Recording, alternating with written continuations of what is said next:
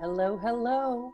Welcome to Healing Body, Mind, and Soul. I'm your host, Ariel Asher. Today's program has been brought to you by Soma Sound Therapy, Healing Body, Mind, and Soul.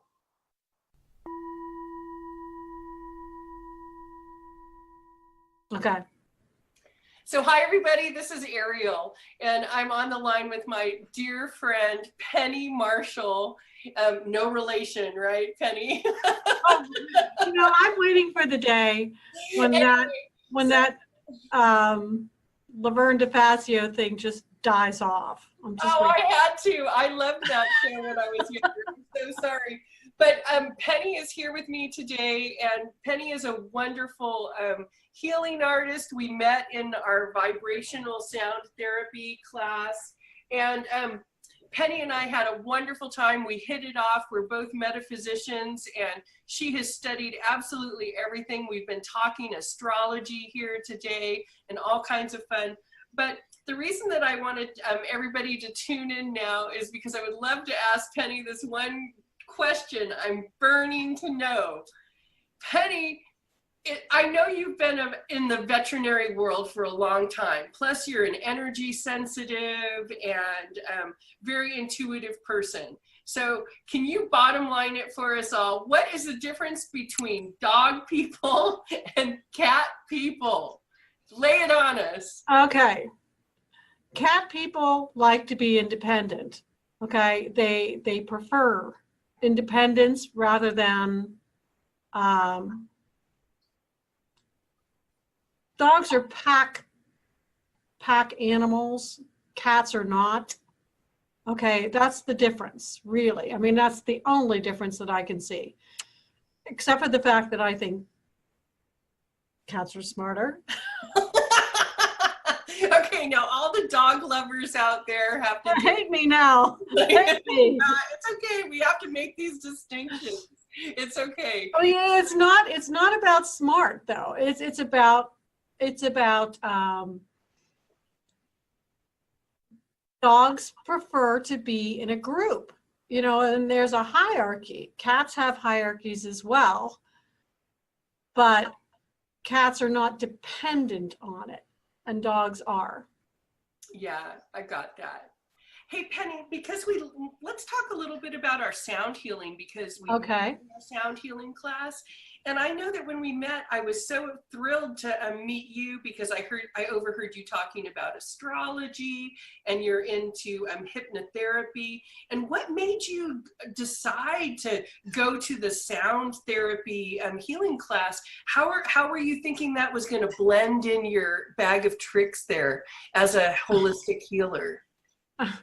Or what drew you to it? Well, first of all, it drew me because I love music. I love sound and vibration and the feeling that it gives. When I was 18 years old, or 13, somewhere between 13 and 18, I lived in a very small apartment with my parents and my brother, and I would play my music too loud. So the only way that I could muffle it was to put the sound of the speakers up to my abdomen. And that's what I did. And then I could feel it. I could feel the vibration. And I thought it was amazing. So we're talking Led Zeppelin up against your abdomen. Got it, girl. All right. So that when I saw, I don't even know how I came across sound vibrational therapy. I think I just looked it up on Google, and there it was. It was like, there it was. It's like, now, they have all these places. That sound vibrational therapy was the hub, and it's like, where do I want to go? Well, I could go to Denver. I could go to Minneapolis. A little too cold. Never been to Los Angeles. So I chose Los Angeles, but I would have chosen it anywhere. you know, but just because it resonates with me. It resonates with my entire vibration. Well, I'm so glad that you flew out to California to take it. You know, I'm not even from Los Angeles either. And for me, I needed to be in that class because it was the last one that I could work in my schedule that was this year. I didn't want to wait until next year. And Right. I'm not exactly sure what the push behind that was, but you know, I told you I have that Sagittarius moon, and occasionally I get the push, right? So I need Yeah. So You get it big time, I'm sure. But anyway, so so we ended Did up. I tell you the joke about why Sagittarius? Okay, there. When you study astrology and you've talked to people with astrology, there's 3 fire signs: Aries, Leo, Sagittarius. Aries climbs the mountain because they can. Leo climbs it because there's a camera and crew at the top. And Sagittarius climbs it to find the next mountain that they just to be able to see the next mountain that they want to climb. Okay, Well, so that's Sagittarius moon, and that's beautifully. And this Taurus that loves couch potato, we are at odds a lot of times. Oh yeah, I'm sure. Okay, well here's my thing with Taurus. Okay, I'm a Taurus. And earth signs. Taurus lays the foundation. Virgo draws up the blueprints. Capricorn builds the city. Wow, Capricorn builds the city. That's so interesting. I just love I love this. Analogies. Yeah, I love it. So good. You're such a master. It's just simple. It's just simple for you. I get lost in all the mumbo jumbo. I think that I could fall down a big rabbit hole studying astrology. I just learned enough just to squeak by. And I haven't. Okay, the water signs I haven't.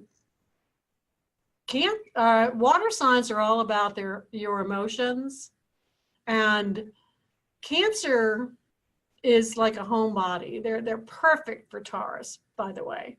Anyhow, but they're just homebodies. You know, they just want to feel happy and loved and nurtured, and they're very nurturing.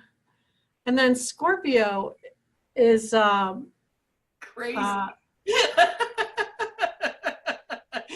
Scorpio is sorry, I'm up. They know how to manipulate because Pisces feels everything.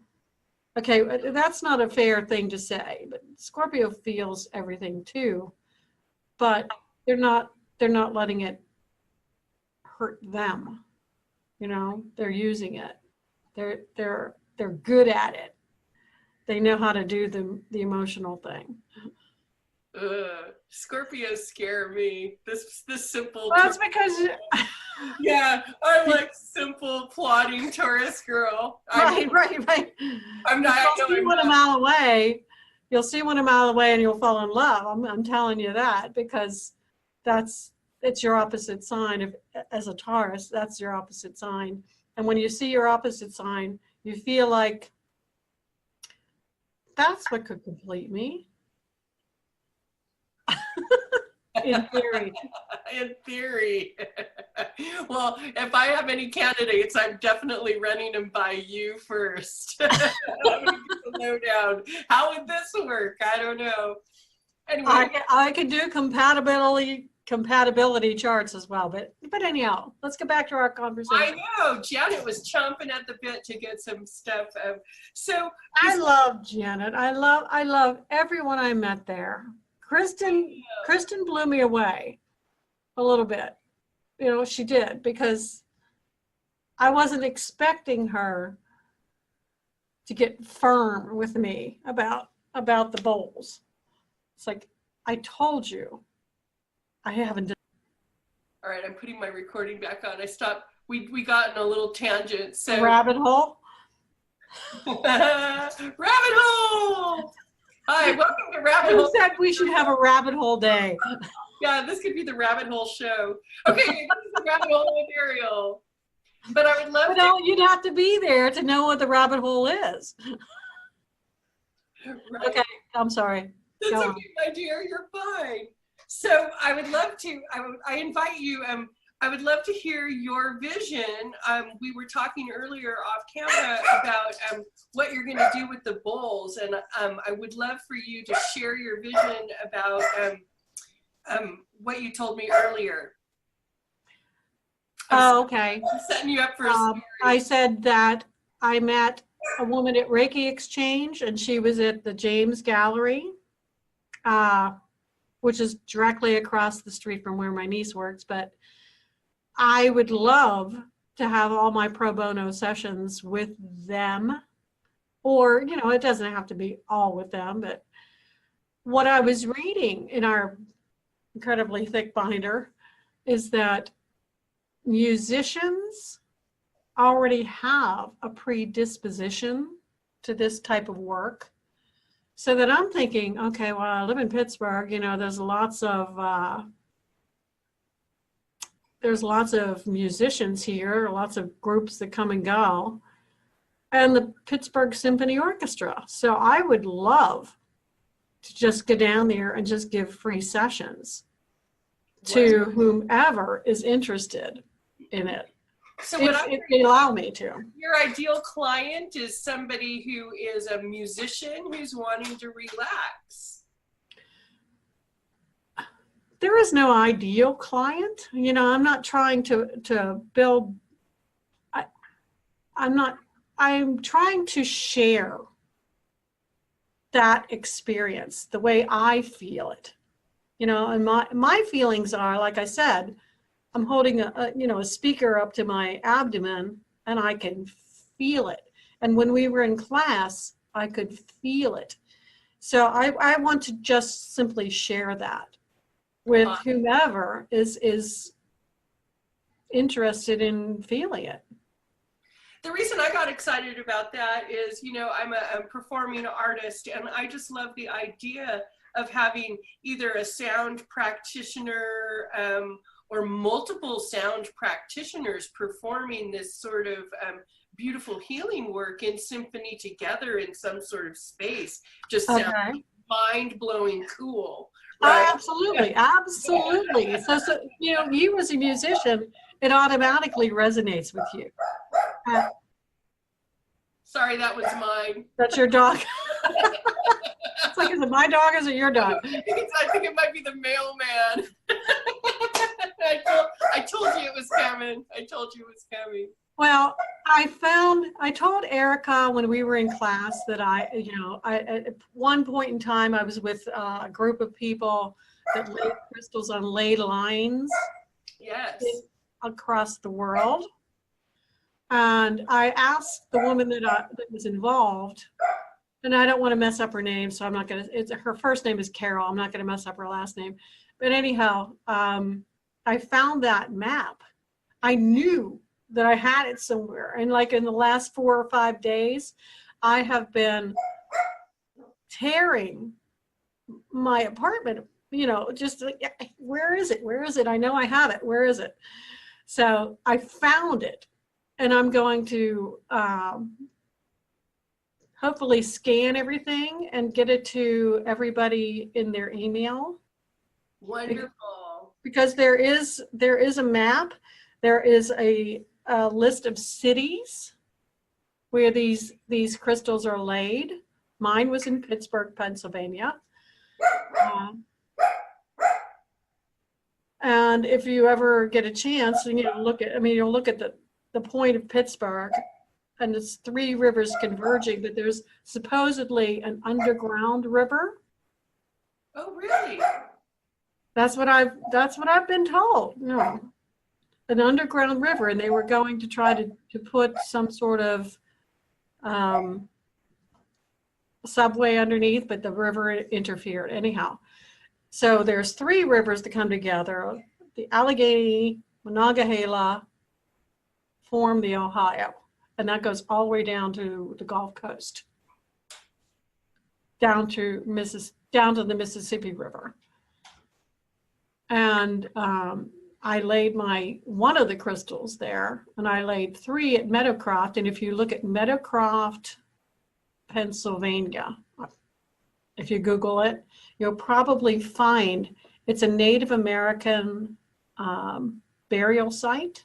I mean, it was a Native American site where it's been excavated, and anyhow, it's just an amazing spot. I don't have words for it, but it's an amazing spot, and I put 3 crystals there. Wonderful. So they were pointed quartz crystals, and the idea was to leave the point sticking up, Uh-huh. and I think that was the way it was meant to be across the board. So if you have a pointed quartz crystal, leave the point sticking up. So, and I told Erica to have the bowls in those locations would be absolutely awesome. Right? Because of the vibration would be so cool. Yeah. So. Well, that sounds awesome. I can't wait to get I can't wait to get my hands on those maps to see where things are. I love this kind It's a Google map. It's not real specific, it just has those little icon things. Here's a rabbit hole for you. Have you ever heard of geocaching? It's like that, No, I've never heard of it. Geocaching. It's a game that people play, and they bury like little treasures, little simple things or messages at certain coordinates, and people go find them, and then they log online that they found them and stuff. All kinds of bizarre. Oh my God! You know what? I don't need another game. I am a game freak. Haha, that's super funny. Well, it's just so relaxing, and your brain is very, very active, but there's no distraction. And one of my favorites is The Wizard of Oz, and there's nothing special about it except for the fact that it can put you to, it just puts you in it puts you in the same state of mind that hypnosis would. Yeah, absolutely. Yeah. Absolutely. And hypnosis Who's is your favorite Wizard of Oz character? Huh? Who's my favorite? Yeah. I love the ruby slippers. I don't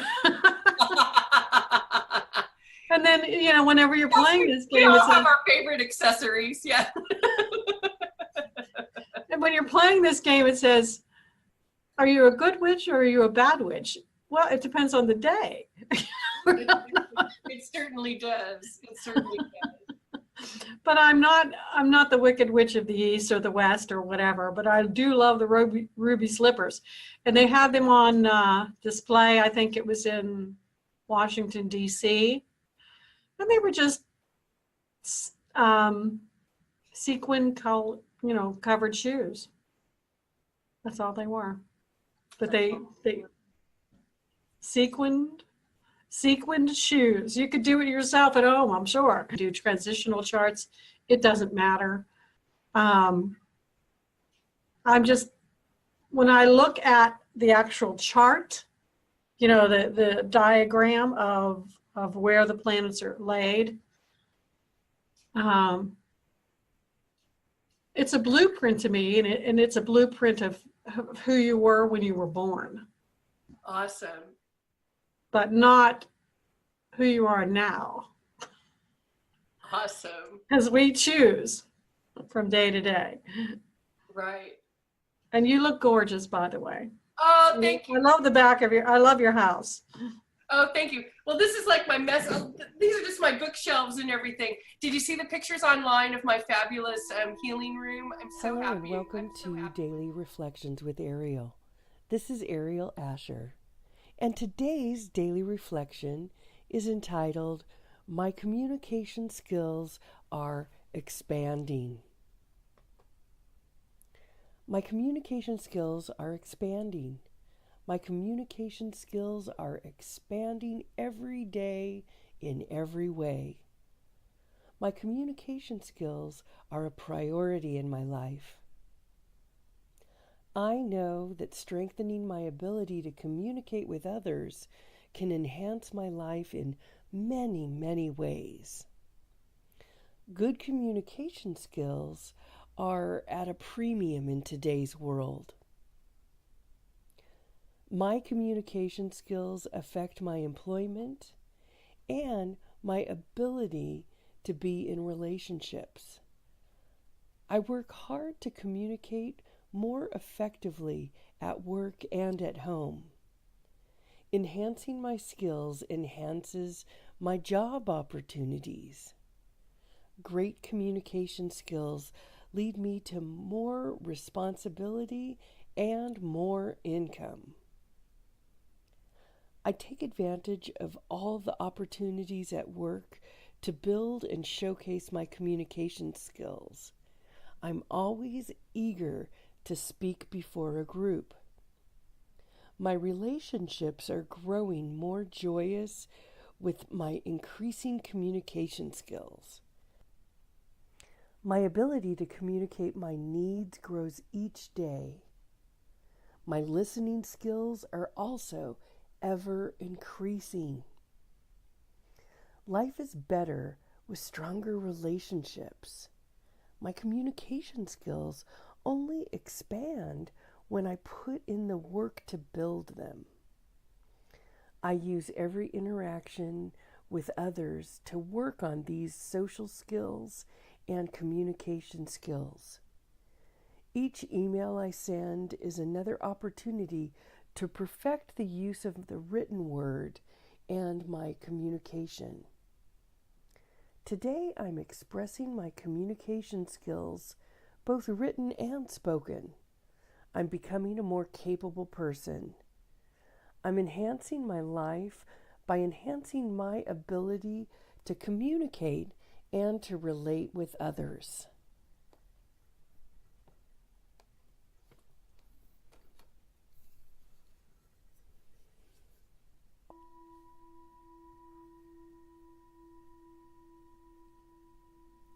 Self-reflection questions.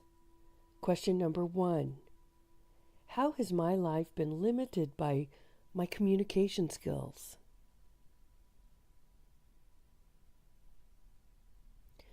Question number 2. What can I do to enhance my ability to communicate with others? Question number 3. In which situations do my communication skills require the most work? How will enhancing my communication skills in that situation affect the other areas of my life? This has been Daily Reflection with Ariel. I want to thank you for joining us, and this is Ariel Asher wishing you happy healing.